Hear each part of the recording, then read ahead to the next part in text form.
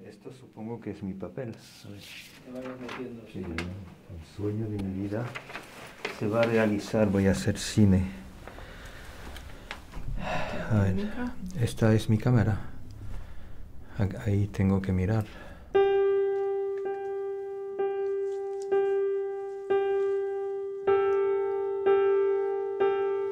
¿Queréis saber quién es Siegfried Mehr?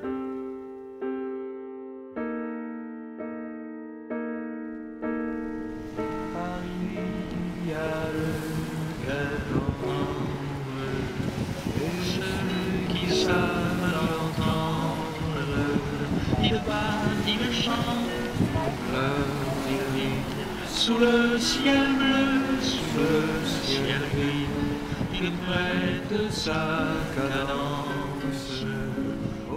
Tengo 77 años y estoy vivo a pesar de haber sido condenado a muerte.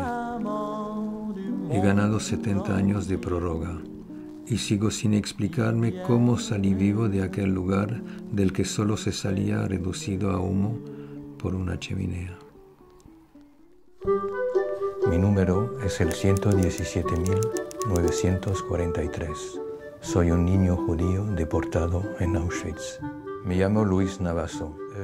Perdón, mi nombre, otra vez. Mi nombre es Luis Navasso. He nacido en Madrid, calle Don Quijote 43, Cuatro Caminos. Mi nombre es Jean Siegfried. Soy intérprete de canciones francesas de Boris Vian, d'Henri Salvador, de Michel Legrand, entre otros compositores. Mi nombre es Siegfried Mehr. Soy uno de los creadores de la moda ad-lib y me llaman el rey de Ibiza. Mi nombre es Bacharach. Soy pintor, escultor y he hecho mi primera exposición a los 76 años.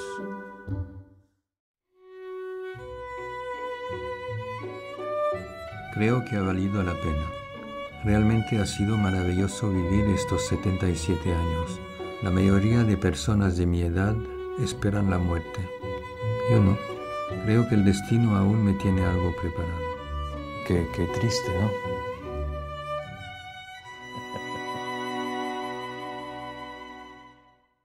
Muy Hitchcock. Muy bien. Con la música. Tun, tun, tun, tun.